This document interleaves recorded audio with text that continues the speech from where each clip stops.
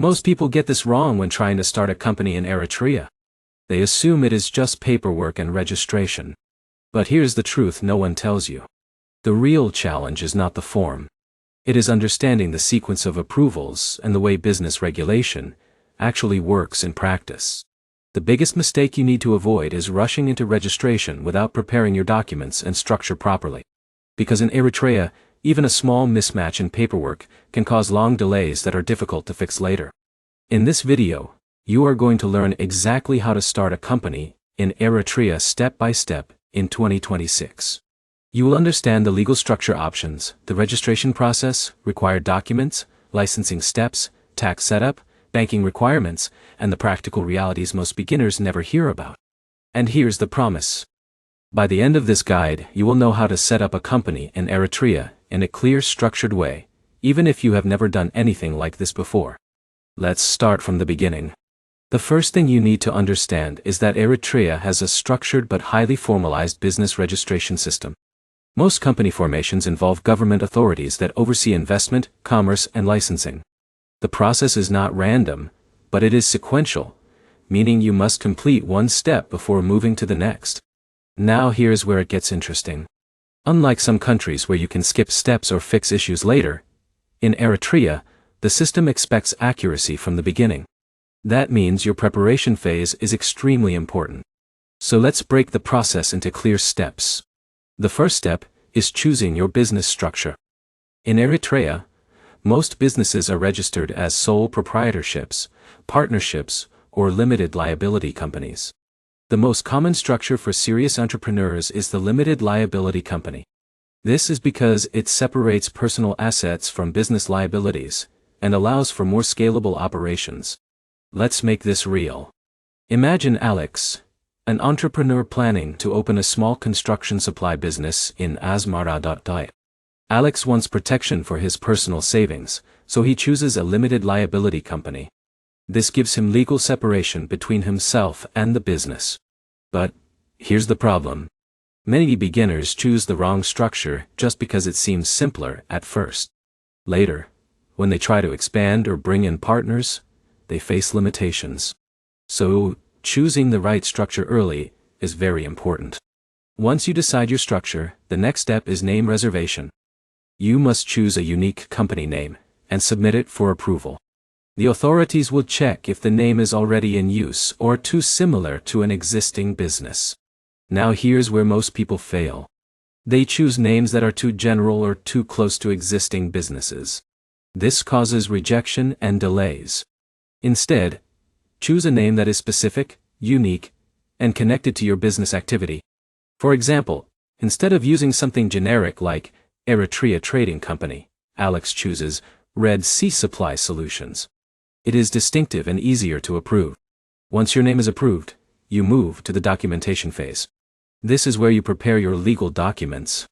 These typically include your identification documents, proof of address, business description, and company statutes, if you are forming a limited liability company. Now, here's where it gets interesting. The business description is more important than most people realize. It must clearly describe what your company will do, because it affects licensing approvals later. So instead of writing something vague like general trading, you should specify activities such as importing construction materials or distributing consumer goods. Next comes drafting the company statutes. This document defines ownership structure, management roles, capital contributions, and decision-making rules. If you have partners, this becomes even more important because it defines how control and profits are shared. Now here's the key insight. Many delays happen because people use generic templates without adapting them to local requirements. That creates inconsistencies that the authorities reject. So it is always better to have your statutes reviewed or prepared with local guidance to avoid errors. After this, you move to the official registration stage. This is where your company becomes legally recognized. You submit your documents to the relevant government authority responsible for business registration. Once approved, you receive your business registration certificate.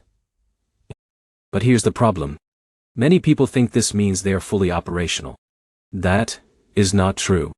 Registration is only one part of the process. Next comes licensing. Depending on your business activity, you may need additional licenses or permits. For example, import-export businesses may require trade permits, while construction companies may need sector-specific approvals. Let's take another example. John wants to open a small retail shop in Asmara. Even after registering his company, he still needs a trading license before he can legally operate. This step is critical because operating without proper licensing can lead to penalties or business closure. Now let's move to tax registration.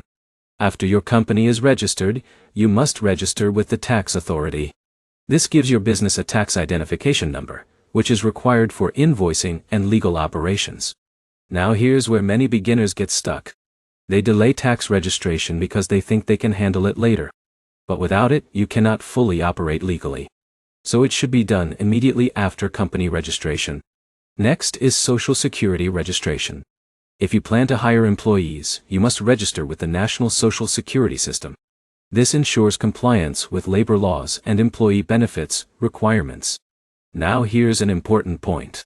Even small businesses must comply with labor regulations if they employ staff. So this is not optional. After that comes banking setup. To operate professionally, you need a corporate bank account. This separates business finances from personal funds and allows you to handle payments, taxes, and transactions properly. To open an account, you typically need your registration certificate, tax number, identification documents, and sometimes proof of business activity. Now here's where it gets interesting. Banking procedures can vary slightly depending on the institution, and processing times may differ. So choosing the right bank can save you time.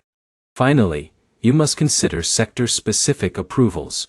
Some industries in Eritrea require additional permissions. For example, manufacturing, import-export, construction, and telecommunications may have extra regulatory requirements. So before launching, always confirm if your business activity requires special approval. Now let's simplify everything into a clear sequence. First, choose your business structure. Then reserve your company name. Then, prepare your legal documents and statutes. Then submit for official registration. After that, complete tax registration. Then register for Social Security if you have employees. Then open your corporate bank account. And finally, obtain any sector-specific licenses required for your business. Now, here's a very important insight. Most delays in company formation happen in 3 areas: document preparation, name approval, and licensing requirements. If you get these 3 right, everything else becomes much smoother. Let's talk about timing and expectations. In real practice, company registration in Eritrea can take time depending on document readiness and administrative processing. The biggest factor is always accuracy. If your documents are correct, the process moves faster. If not, it can take much longer. Costs also vary depending on business type, legal assistance, and licensing requirements. But the real cost most entrepreneurs overlook is delay cost. Every extra week of delay can affect business opportunities. Now let's look at a simple example. Alex prepares everything carefully. He chooses the right structure, submits correct documents, reserves his name properly, and follows the steps in order. His company is registered smoothly, and he moves into operations quickly. Now compare that to someone who rushes. They submit incomplete documents, face rejection, resubmit multiple times, and lose weeks or even months. The difference is not effort. It is preparation. So the key lesson is simple. Success in company formation is not about speed. It is about doing things in the correct order with complete accuracy. Before we finish, let's summarize the most important takeaways. Starting a company in Eritrea requires a structured approach. You must choose the right legal structure, prepare accurate documents, complete registration properly, handle tax and social security requirements, and secure necessary licenses. If you follow this system step by step, you avoid most common delays and legal problems. And here is the final truth. Most people struggle not because the process is impossible, but because they underestimate the importance of structure and documentation. Now you are ahead of that mistake. If you found this guide helpful, like the video, leave a comment with your business idea or country, and subscribe for more step-by-step business setup guides. This helps you stay informed and build your business journey with clarity and confidence.